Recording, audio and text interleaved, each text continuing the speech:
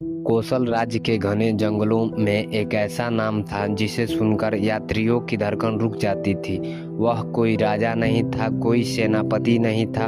वह था एक डाकू, एक ऐसा डाकू जिसने अपनी गर्दन में उंगलियों की माला पहन रखी थी। इतिहास उसे जानता है अंगुलीमाल के नाम से, लेकिन वह जन्म से ही हत्यारा था या परिस्थितियों ने उसे ऐसा बना दिया।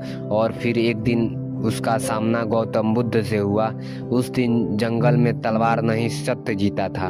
उंगलीमाल का असली नाम अहिंसक था। वह ब्राह्मण परिवार में जन्मा बुद्धिमान, विनम्र और अध्ययनशील व्यक्ति था। तक्षशिला जैसे प्रतीक्षित शिक्षा केंद्र में उसने वेद, व्याकरण, राजनीति और युद्ध कला सीखी। वह अपने गुरु का प्रिय शिष्य था। यही कारण था कि अन्य शिष्यों में उसके प्रति ईर्ष्या उत्पन्न हुई। धीरे धीरे शिष्यों ने अपने गुरु के प्रति षड्यंत्र रचा। गुरु के मन में भ्रम डाला गया कि अहिंसक उनके विरुद्ध षड्यंत्र कर रहा है। गुरु ने प्रत्यक्ष दंड नहीं दिया, उन्होंने एक विचित्र आदेश दिया, तुम्हारी अंतिम गुरु दक्षिणा होगी 1000 मनुष्यों की उंगलियां। यह आदेश सुनकर अहिंसक अस्पष्ट रह गया, परंतु उस समय गुरु की आज्ञा सर्वोच्च मानी जाती थी।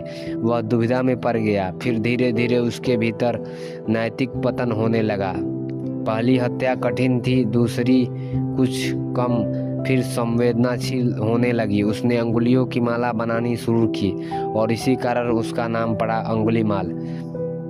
भय का साम्राज्य। कोसल राज्य के में आतंक फैल गया कि यात्री मार्ग बदलने लगे हैं, गांव वीरान हो गया है। राजा परेशानी से सेना उनको पकड़ने में असफल रही। वह उंगलीमाल केवल हिंसा नहीं कर रहा था, वह भीतर से विखंडित हो चुका था। उसकी पहचान अब हत्यारा बन चुकी थी। वह उसी भूमिका में बंध गया था। बुद्ध का निर्णय। उस समय बुद्ध उस क्षेत्र में विचरण कर रहे थे और उन्हें ज्ञात हुआ कि उस मार्ग पर उंगलीमाल रहता है। लोगों ने उन्हें रोकने का प्रयास किया। उन्होंने कहा वह निर्दयी है, वह आपको भी मार देगा। लेकिन बुद्ध शांत रहे। उन्होंने कहा जिसे सत्य की आवश्यकता है उसे छोड़ना उचित नहीं है। जंगल में सामना। दोपहर का समय था, घना वन, चारों ओर सन्नाटा। उंगलीमाल ने दूर से एक साधु को आते देखा। ना कोई भय, ना कोई सैनिक, ना कोई रक्षा। वह क्रोधित हुआ।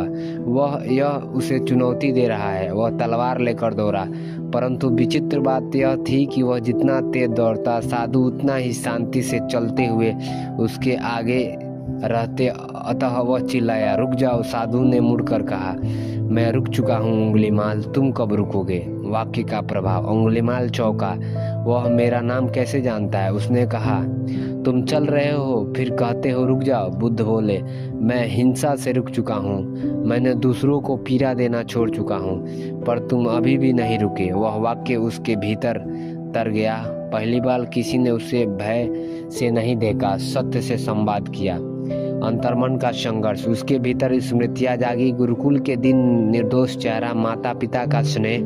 क्या वह सच में रुक सकता है? क्या उसके लिए वापसी संभव है? बुद्ध ने कहा, प्रत्येक क्षण नया है। यदि तुम अभी रुक जाओ तो ये तुम्हारा पुनर्जन्म है। तलवार हाथ से छूट गई, माला गिर गई और वह बुद्ध के चरणों में गिर पड़ा। परिवर्तन की प्रक्रिया।